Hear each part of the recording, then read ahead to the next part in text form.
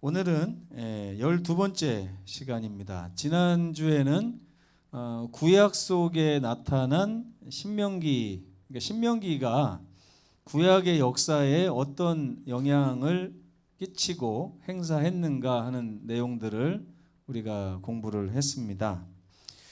특별히 어떤 게 기억나세요?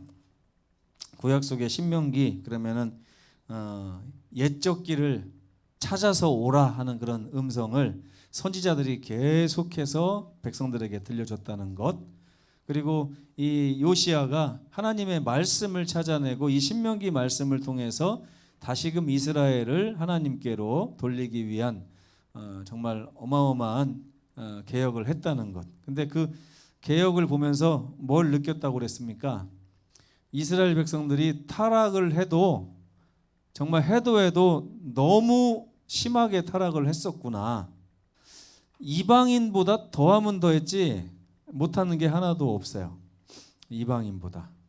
저는 이제까지 이 신명기서를 교과로 배우기 전까지 제 목회를 하면서도 이스라엘 백성들이 타락했다 그래도 이렇게 심각한지 몰랐어요.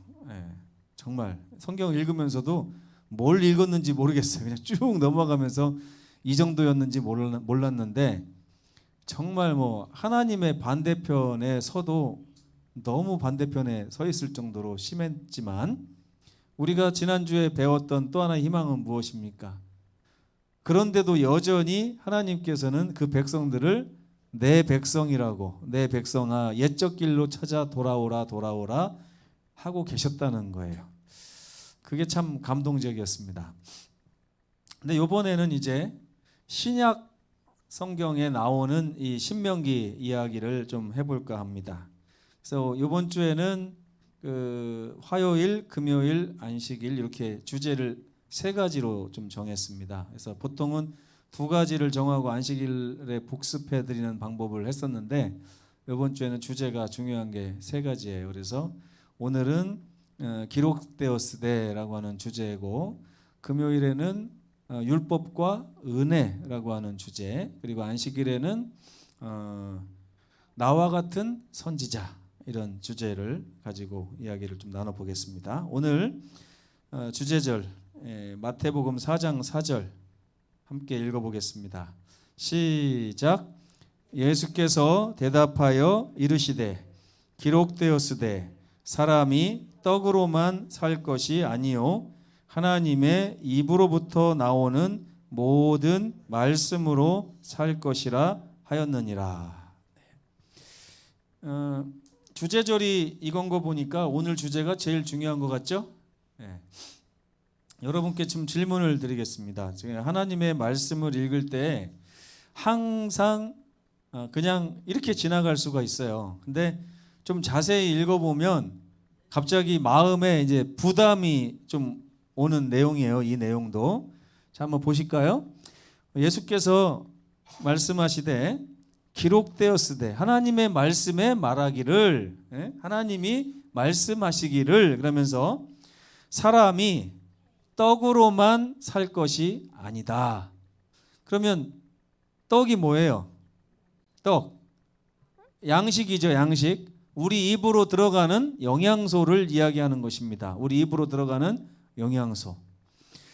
먹을 거하고 마실 거하고 입을 거, 의식주만 있으면 사람이 사는데 문제가 없지 않나요? 그래요, 안 그래요? 그런데 예수님께서 뭐라고 하냐면, 하나님께서 말씀하시되 사람이 살 때는 떡으로만 살 것이 아니다. 입으로 들어가는 어떤 영양소만 가지고 사람이 사는 것이 아니다. 이렇게 말씀하셨어요. 그러면서 하나님의 입으로부터 나오는 모든 말씀으로 살 것이라. 자, 여러분 솔직해지면 좋겠습니다. 둘 중에 하나를 버려야 된다면 뭘 버리시겠습니까? 하나님의 말씀과 우리의 음식, 매일 먹는 음식, 둘 중에 하나가 없으면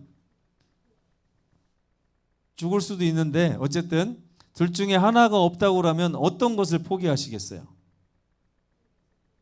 네? 그 양다리예요. 그건 양다리. 둘 중에 하나를 선택해야 된다면 어떤 걸 선택하시겠어요?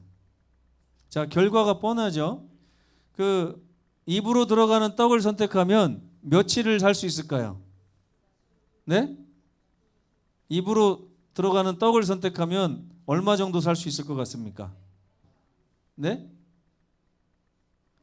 한 뭐 오래 살면 7, 80년, 100년 이렇게 살겠죠. 그죠? 근데 하나님 말씀 없이는 하나님 말씀만 먹으면 얼마나 살 수 있을까요? 정말이세요? 오늘부터 말씀만 드시고 한번 살아보세요. 밥 안 먹고. 그러면 얼마나 살을까요? 보름요? 그것도 물 먹어야 되죠. 물 먹어야. 자, 그러니까 우리가 볼 때는 이 둘 중에 뭐가 더 중요한 것 같아요? 생존에. 떡이 더 중요한 것 같아요. 그죠? 만약에 여러분 염집사님하고 김학심 집사님이 송영책하고 떡이 있는데 지금 배고파 죽겠어요. 그러면은 서로 달려와서 뭘 집을까요? 떡을 집겠죠. 그죠? 근데 말씀을 선택한다는 얘기는 무슨 뜻이에요, 이게? 설사 내가 떡을 못 먹어서 내 생명이 열흘도 가지 않는다 할지라도 나는 떡보다는 뭐가 더 중요하다고 생각한다고요? 하나님의 입으로 나오는 말씀을 선택하겠다. 여러분, 이게 정상적인 선택 같아요? 아니면은 좀 비정상적인 선택 같습니까? 쉬워 보여요? 어려워 보여요? 근데 만약에 이런 일이 발생한다면 각오는 되어 있으신가요? 정말이에요? 그러면 염집사님하고 김학심 집사님은 싸울 일이 없습니다. 염집사님은 떡을 선택하고 김학심 집사님은 말씀을 선택할 거니까 싸울 일이 없습니다. 자, 깨닫기, 느끼기, 행하기를 좀 보겠습니다. 신약의 많은 책들에서 신명기를 직접 인용하고 있어요. 그래서 그 신명기의 의미를 더 잘 이해할 수 있도록 이렇게 해주는 것 같습니다. 느끼기, 신구약의 말씀들이 함께 합하여 오늘을 살아가는 우리들에게 귀한 영적 기별을 만들어내는 것입니다. 행하기, 재림 성도로서 신구약이 어우러진 가운데 찾아낸 이 깨달은 진리를 아직 그렇지 못한 사람들과 기쁨으로 나누는 삶을 살아야 되지 않겠는가, 그런 주제를 주고 있습니다. 신명기가 얼마나 중요하냐면 어떤 분들은 이제 신약 시대에는 우리에게 더 이상 구약이 중요하지 않다. 이제는 신약만 있으면 된다. 구약은 말 그대로 지나간 약속, 신약은 새로운 약속이기 때문에 새로운 약속을 가지고 살면 안전하지 구약에 너무 목매일 필요가 없다. 이렇게 주장하는 분들이 있습니다. 실제로 그런 교단들도 있고요. 그러나 이번에 우리가 배운 신명기를 통해서 보면 신명기에서 말하는 그 주제가 계속해서 구약 시대를 거치면서 백성들에게 어디로 돌아오라고 얘기하고 있어요? 신명기로 돌아와라. 모압 평지로 돌아와라. 옛적 길로 돌아와라. 이 말은 구약 시대가 끝나면서 그냥 멈춰진 말일까요? 아니면 신약 시대에도 여전히 들려지는 기별일까요? 네?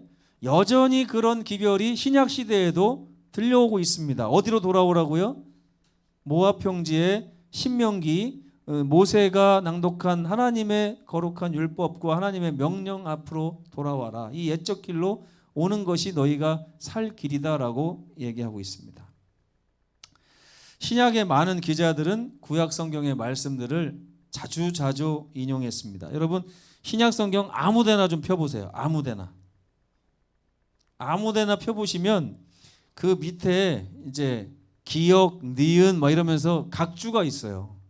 그 각주에 보면 다 어디 내용이 써 있냐면 구약 성경의 어느 장 어느 절이다 하는 것을 이렇게 나타내 줍니다. 제가 지금 핀 곳은 요한복음 6장이 펴졌는데 여기서도 보니까 출애굽기 16장 4절과 15절, 또 시편 78편 24절, 시편 105편 40절, 느헤미야 9장 15절 이렇게 등등 이 구약의 말씀들이 신약의 기자들에 의해서 인용되고 있는 것을 우리가 볼 수 있습니다. 그렇기 때문에 신약의 기자들의 그 근본적인 원칙이 근간이 어디에 있다는 걸 알 수 있어요? 구약에 있다는 걸 알 수 있어요. 특별히 어디에요? 신명기에 나오는 하나님의 그 율법과 모세의 명령에 이게 집중되어 있다는 것입니다. 구약 성경에서 가장 많이 인용된 성경은 창세기, 신명기, 시편, 이사야 이렇습니다. 특별히 예수님께서는 그분의 메시아의 사명을 행하시면서 정말 중요한 적재적소 순간순간마다 구약에 있는, 특별히 신명기에 있는 말씀을 꺼내다가 쓰셨어요. 예수님께서는 심지어 내가 누군지 아느냐라고 자기의 정체성에 대해서 설명하시면서도 구약을 가져다 쓰셨습니다. 신명기의 말씀을 이제 안식일 날 배울 테지만요. 그래서 신명기는 기독교 신학의 신학적 기초를 구성하는 많은 가르침이 있는 책이다라고 학자들은 얘기하고 있고요. 때때로 신약으로 치면 로마서와 같은 것이 바로 구약의 신명기다라고 이야기를 하고 있습니다. 그래서 신약의 기자들이 신명기를 인용하면서 주로 세 가지 주제를 통해서 신명기를 꺼내다 쓴 것을 이번 교과에서는 이야기를 하고 있습니다. 근데 여러분, 모세가 신명기서에 백성들에게 이렇게 율법을 설파했잖아요. 그죠? 근데 그냥 단순히 설파하는 데 그쳤을까요? 아니면 뭔가 그 기대 효과가 있었을까요? 기대 효과가 있었어요. 그래서 모세는 이스라엘 백성들로 하여금 율법을, 하나님의 명령을 그들의 삶에 적용하도록 하는데 아주 집중을 많이 하는 모습을 신명기에서 볼 수 있습니다. 제가 요즘에 이 설교를 하면서 늘 갖고 있는 이 아쉬움, 저 자신에 대한 아쉬움이기도 하고 우리 성도들에 대한 아쉬움이기도 하고 그렇습니다. 우리는 말씀을 적어도 일주일에 3번, 4번 접합니다. 매일매일 읽는 분들도 계시고 교회 지남이나 예언의 신이나 성경을 매일매일 읽습니다. 그런데 그 말씀이 삶에 적용되는 데까지 가지를 않아요. 이건 정말 좀 심각한 일입니다. 그래서 저는 우리 서귀포교회 모든 성도들이 하나님의 말씀을 우리 삶에 적용하는 데까지 갔으면 좋겠다는 생각을 너무너무 자주 하는데, 저는 이게 저만의 생각인 줄 알았더니 이 모세가 신명기를 말하면서 가지고 있었던 그 생각도 이런 생각이었어요. 듣고만 있지 말고 하나님의 말씀을 들었으면 그것을 삶으로 가져다가 삶에 적용하는 백성이 되라. 그러지 않으면 부뚜막에 소금도 어떻게 짜다고요? 집어넣어야 짠데, 우리 성도들이 소금을 아무리 아침마다 가서 만나를 주워오듯이 소금을 긁어다가 부뚜막에 쌓아놓고, 긁어다가 부뚜막에 쌓아놓고. 제가 요즘에 제주 와서 아주 행복한 경험을 하고 있습니다. 육지에서는 없어서는 못 먹는 그런 귤을 이 귤철이 되면 자꾸 가져다 주시는 성도님들이 계세요. 근데 육지로 보내기도 하고 먹기도 하는데 그래도 쌓여요. 그래도 쌓여요. 그래가지고 이 귤을 갖다 주면은 먹어야 되는데 먹고 또 먹고 먹다 보니 배불러가지고 살만 찌고 이거 먹지를 못하겠어요 다. 그래가지고 조금 좀 오늘 생각이 별로 없다. 귤 생각이 별로 없어요. 어떨 때 보면 너무 많이 먹어가지고 며칠 지나면 거기 이제 하얗게 변하기 시작해요.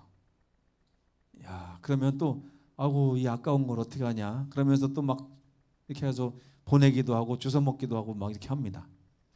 근데 하나님의 말씀이 요즘에 우리가 부족합니까? 안 부족합니까? 네? 하나님의 말씀이 부족한 시대에 살고 있어요, 우리가? 아니에요. 넘치고 넘칩니다. 유튜브를 한번 보세요. 마음을 먹고 한번 보면 24시간 들어도 다 못 듣습니다. 일주일 내내 말씀만 들어도 말씀이 넘치는 시대에 우리가 살고 있어요. 그런데 중요한 것은 부뚜막에 소금을 아무리 갖다 쌓아놓는다 할지라도 그것을 내 삶에다 집어넣지 않으면 결코 짠맛이 뭔지를 알지 못한다는 거예요. 근데 요즘에 우리 서귀포교회뿐만 아니라 한국 재림교회 모든 교회들을 보면 이 말씀이 쌓여가기만 하지 삶으로 들어와서 삶의 맛을 내고 말씀이 실제로 우리들 사이에서 흥왕하는 그런 경험을 못하는 것 같습니다. 여기 계신 분들뿐만 아니라 지금 이것을 시청하는 많은 우리 성도들에게 제가 간곡하게 모세의 심정으로 이 말씀을 전합니다. 하나님의 말씀이 우리 삶으로 들어와서 우리 삶을 변화시킬 수 있도록 살아서 꿈틀거리는 말씀이 될 수 있도록 주님 앞에, 주님의 말씀 앞에 온전히 서시면 좋겠습니다. 그래서 신약의 기자들은 다음에 세 가지 중요한 주제들을 인용했어요. 첫째는 기록되었으되라고 하는 주제입니다. 둘째는 율법과 은혜의 상호작용을 이해할 수 있도록 하는 데 있어서 신명기의 말씀을 가져다 썼습니다. 기록되었으되라고 하는 말은 뭐냐면 하나님의 말씀을 내 삶으로 끄집어다가 쓰는 것이 얼마나 중요한가 하는 내용을 신약의 기자들이 계속 얘기하는 거예요. 왜 기록되었다는 것을 자꾸 얘기합니까? 말씀을 끄집어내서 그 말씀을 기초로 놓고 나는 거기에 맞춰서 살고 있다고 하는 고백 아니겠어요? 여러분, 혹시 여러분의 삶에 기록되었으되라고 하는 말씀의 기둥을 혹시 세우고 사시나요? 어떤 내가 살다 보면 이렇게 하는 것이 좋은지 이렇게 하는 것이 좋은지 헷갈리고 고민될 때가 있어요. 그럴 때마다 기록되었으되라고 하는 말씀의 기둥을 붙잡고 길을 선택하면 됩니다. 그러니까 제가 오늘 말씀 준비하면서 여기다가 이렇게 써놨어요. 기록되었으되라고 하는 말씀의 기둥을 요만큼씩 만들어서 가정마다 나눠주면 어떤가. 선택을 할 때마다 기둥을 이렇게 한 줌 되게 이렇게 두께 되는 나무를 한 1m 정도 잘라가지고 가정마다가 이렇게 거실에 하나씩 딱 세워놓고 뭔가 고민이 될 때마다 그걸 보면서 기록되었으되 아니면 액자를 좀 만들어가지고 가정마다 그걸 가운으로 삼도록 하나씩 이렇게 나눠주면 어떤가. 너무나 많은 성도들이 하나님의 말씀이 무엇인지를 분명히 알면서도 떡과 말씀 앞에서 고민하며 결국에는 떡을 향해 가는 것입니다. 왜요? 떡을 안 먹으면 금방 죽고 말씀은 안 먹어도 오래 살 것처럼 느껴지기 때문에 그런 것이죠. 또 세 번째 주제는 나 같은 선지자라고 하는 주제입니다. 그래서 율법과 은혜에 대해서는 사도 바울이 참 많이 꺼집어대 썼어요. 이 로마서가 전부 다 신명기에서 나온 것입니다. 그리고 나 같은 선지자라고 하는 것은 그 예수님의 제자들이 예수님이 왜 메시아인지 하는 것을 전부 다 신명기에서 가져다가 이렇게 쓰셨고 예수님도 그렇게 쓰셨어요. 이런 세 가지 주제들이 결국 다 신명기에서 나왔다는 것을 이번 주에 좀 배우면서 신명기가 얼마나 중요한 책인가를 좀 다시 한번 깨달았으면 좋겠습니다. 예수님은 마태복음 4장 1절에서 11절에 사단의 시험을 받고 계십니다. 40일 동안 금식을 하셨고 지금 뭘 금식을 한 거예요? 그러니까 하나님의 말씀을 금식한 거예요? 떡을 금식한 거예요? 떡을 금식했어요. 떡을 금식한 이유는 뭡니까? 하나님의 말씀에 집중하기 위해서예요. 이 두 가지 음식 중에서 더 중요한 것에 집중하기 위해서 40일 동안이나 예수께서는 아무것도 먹지 않으시고 말씀으로 사셨습니다. 근데 그때에 그 40일의 기간이 끝난 후에 사단이가 딱 와가지고 이제는 육신의 연약함을 가지고 시험하기 시작하는 것입니다. 우리가 당하는 많은 시험의 대표적인 수단이죠. 그러면서 배고픈 예수님에게 뭐라고 그래요? 네가 하나님의 아들이냐? 너 이제 사역을 시작하려고 그래? 십자가를 향해서 갈 거야? 근데 지금 배고프잖아. 사명도 중요하고 선교도 중요하고 십자가도 중요한데 너 지금 배고프잖아. 40일 동안 아무것도 안 먹었잖아. 안 먹으면 사람이 어떻게 살아? 죽잖아.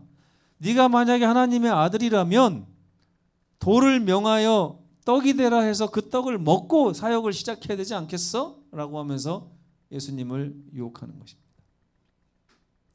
가끔 신자들 중에 하나님을 믿는 것도 입에 풀칠을 해야 가능하지 입에 풀칠도 못하는데 교회 다니게 생겼냐고 하는 분들이 있어요. 이해합니다. 그럴 수밖에 없다는 걸. 자녀들이 막 굴먹하고 학자금이 없어서 대학을 못 가고 막 하는데 하나님 믿습니다 하고서 교회 와서 예배드릴 분들이 몇 분이나 될까요? 근데 어쨌든 예수께서는 그러한 사단의 유혹에 여러분 40일 동안 굶으면 돌이 진짜 떡으로 보일까요? 안 보일까요? 네, 보여요. 저는 안 그럴 줄 알았거든요. 저는 별로 식탐이 없는 사람인데 안 그럴 줄 알았어요. 근데 하루하고 반나절 정도 이렇게 굶고 나니까 소세지가 먹고 싶더라고요. 누가 핫도그를 이렇게 먹는데 저거 핫도그하고 소세지가 다 먹고 싶은 느낌을 받았어요. 그래서 깜짝 놀랐어요. 야, 내가 살면서 소세지가 먹고 싶다는 느낌을 받는 날이 있네. 그 정도로 배고픔은 이게 심각한 거죠. 예수님께서 그 상황에서도 진리의 기둥을 꼭 붙잡았습니다. 그러면서 신명기 8장 3절에서 모세의 입을 통해서 발해진 말씀, 사람이 떡으로만 살 것이 아니요 하나님의 입으로 나오는 모든 말씀으로 살 것이다 하였느니라. 이게 무슨 말인지를 좀 이따가 좀 설명을 드리겠습니다. 두 번째 시험은 뭡니까? 이제 사단이 또 높은 산꼭대기로 데려갔어요. 그런 다음에 네가 정말 하나님의 아들 맞아? 그러면 하나님이 약속하신 대로 한번 하시는지 시험해봐. 그러면서 말씀을 하나 꺼냈어요. 시편 91편 11절에 나오는 말씀을 꺼내가지고 뭐라고 하냐면 그가 너를 위하여 그의 사자들을 보내실 것인데 그들이 손으로 너를 받들어서 떨어지지 않게 할 것이다. 네가 정말 하나님의 아들인지 인생을 거기다 걸기로 결정했는데 정말 맞는지 안 맞는지 시험해 봐야 되지 않겠느냐. 여러분 가끔 보면요 사단이 우리한테 물어보는 게 이런 질문이에요. 너 정말 구원 받았어? 너 정말 하나님의 아들 맞아? 그러면 한번 기도해봐. 복권 사가지고 당첨되는지 안 되는지 기도해봐. 아니면 요번에 대학 붙는지 안 붙는지 한번 해봐.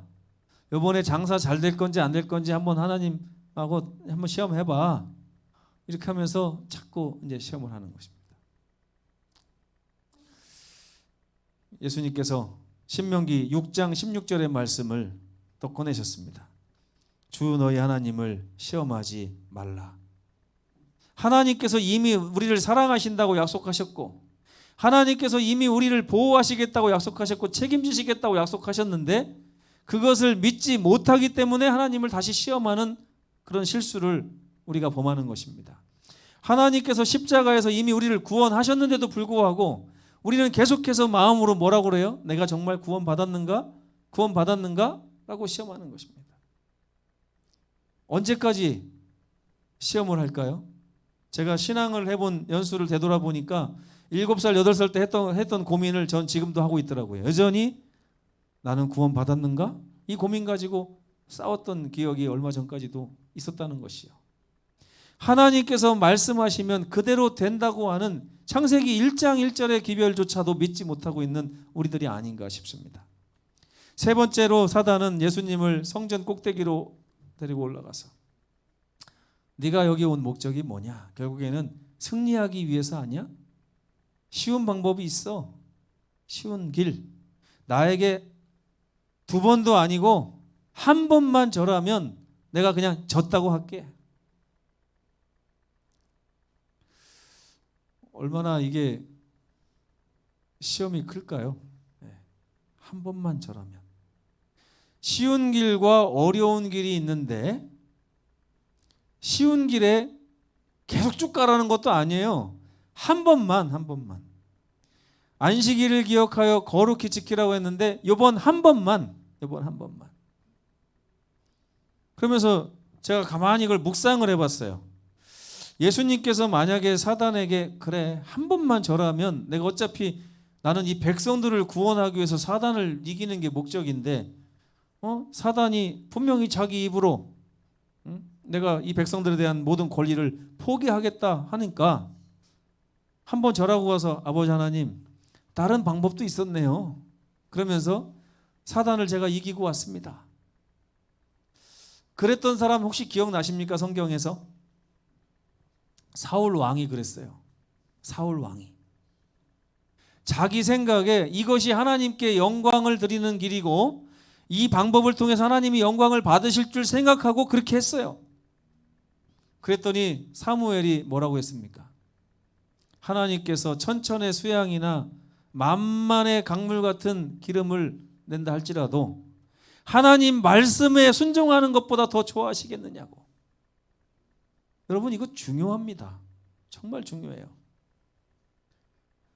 사울 왕의 동기가 나쁜 동기가 아니었어요. 근데 요즘에 너무 많은 분들이 동기가 좋기만 하면 하나님의 말씀을 쭉 어기는 건 아니기 때문에 한 번, 두 번 정도는 얼마든지 말씀 밖으로 나갔다 와도 된다고 생각할 때가 많습니다. 근데 그런 내용들이 성경에는 이미 과거에 많이 있었고 이미 다 기록이 돼 있어요. 여러분 말씀에 굳게 서는 것보다 중요한 것은 우리 삶에 없다는 것을 기억하시기 바랍니다. 예수님께서 사단의 유혹에도 불구하고 예수님은 말씀을 붙잡기로 결심했습니다. 신명기 6장 13절을 또 사용하셔서 주 너희 하나님께만 경배하고 오직 그를 섬기라 하는 말씀을 가지고 마귀를 대적했습니다. 나는 쉬운 길로 가지 않겠다. 쉬운 길로 가지 않겠다. 하나님의 말씀이 가르치는 길로 가지 쉬운 길로 가지 않겠다. 내 마음이 가르치는 길로 가지 않겠다. 여러분 교회 다니시면서 이런 설교를 1년에 보통 한 10번 이상씩 들으셨을 겁니다.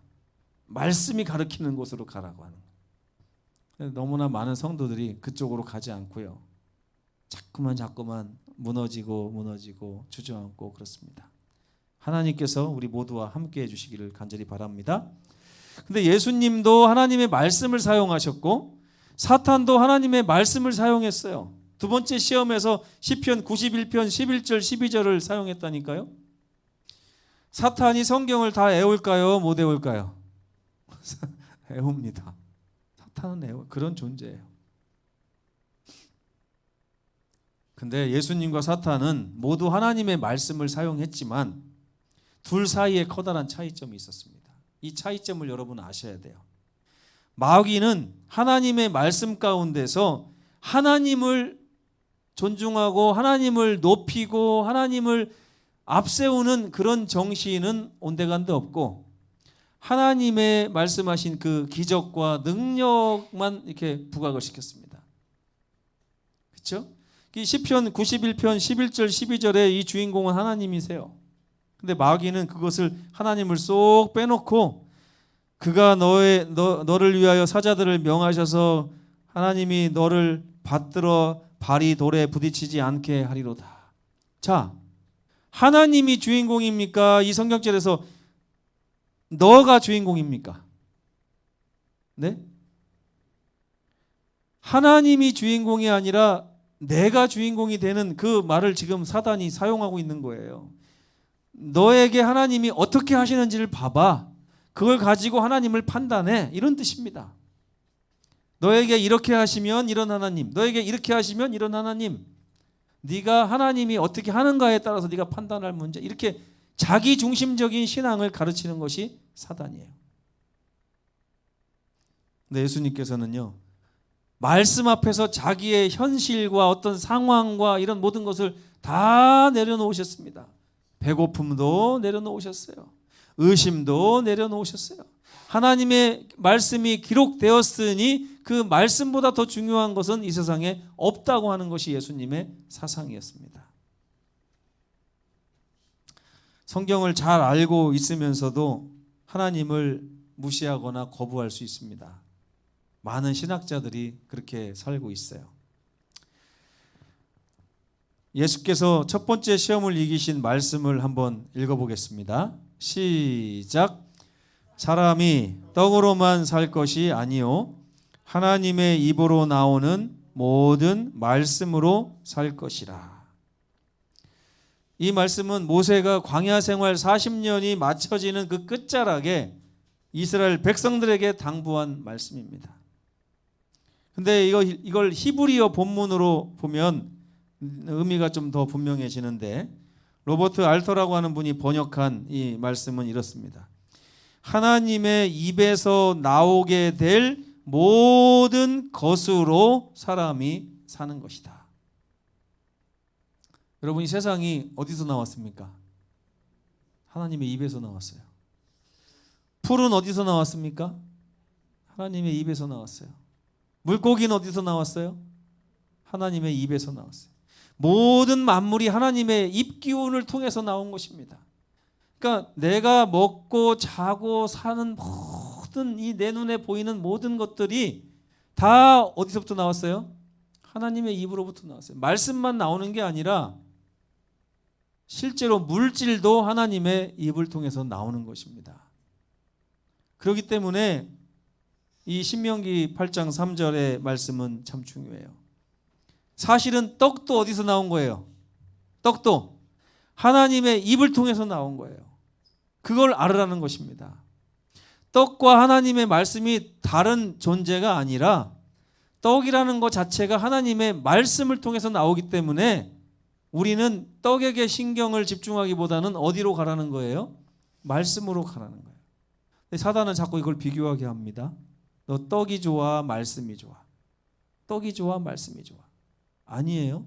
떡도 하나님의 말씀에서 나오는 것입니다. 그러니까 하나님의 말씀을 내려놓으면 아무것도 나오는 게 없다는 거예요. 우리는 하나님에 의해서 살며 기동하는 것입니다. 여러분, 하나님의 입에서 나오는 모든 말씀으로 살아가시게 되기를 간절히 바랍니다. 신명기의 가장 중요한 주제는 바로 말씀대로 살라는 거예요. 하나님의 백성들은 하나님의 말씀을 삶의 위대한 원칙으로 삼아야 합니다. 그것은 인간이 생명의 존재와 근원을 찾아가는 중요한 태도이기 때문에 그렇습니다. 하나님의 백성들은 또한 하나님의 거룩한 말씀이 그들의 삶에 얼마나 절대적으로 필요한가, 얼마나 필수적인가 하는 것을 경험적으로, 체험적으로 알고 살아가야 됩니다. 이걸 모르기 때문에 우리가 자꾸만 떡과 말씀 사이에서 갈등하고 있는 것입니다. 고민하고 있는 거예요. 우리는 여전히 기록된 하나님의 말씀을 가지고 있습니다. 그 말씀을 여러분의 삶의 중심에 두신다면 예수님처럼 반드시 승리하시게 될 것입니다. 이것이 신약의 기자들이 자꾸만 신명기를 통해서 끄집어내다 쓴 신명기의 기별이었습니다. 말씀에 굳게 서서 말씀대로 살라. 모든 것이 하나님의 말씀으로부터 나오는 것이다. 하나님의 말씀이 우리의 모든 것 되시기를 간절히 바라면서 오늘 말씀을 마치겠습니다. 기도하시겠습니다. 고마우신 우리 아버지 하나님, 신명기에서 마음껏 퍼다 나르며 신명기의 기별을 이렇게 나눌 수 있도록 은혜 더하셨음을 감사합니다. 이제 12번째 주가 지나가고 있습니다. 마지막 남은 한 주일까지 신명기의 바닥을 팍팍 긁어서 우리 삶에 가져다 쓸 수 있도록 은혜 더하여 주시옵소서. 오늘은 하나님의 말씀을 삶의 중심에 두고 기록되었으되라고 하는 예수님의 정신을 가지고 우리가 살아야 한다는 것을 배웠습니다. 이것이 우리를 살며 우리를 기동하게 한다는 사실을 또한 가르쳐 주셨습니다. 사단은 하나님보다는 내 자신을 높임으로 우리가 말씀을 왜곡하게 유혹을 합니다. 그러나 예수님께서는 자기 자신을 중심에 두고 말씀을 보지 않으셨습니다. 오직 하나님께 영광, 하나님을 거룩하게 하고자 말씀을 접하셨고 말씀을 통해 하나님께 영광을 돌렸습니다. 아버지, 우리 성도들 그리고 저도 이 방송을 청취하는 모든 분들이 그런 하나님의 말씀을 의지하여 살 수 있도록 은혜 더하여 주시옵소서. 예수님의 이름으로 간절히 기도하옵나이다. 아멘.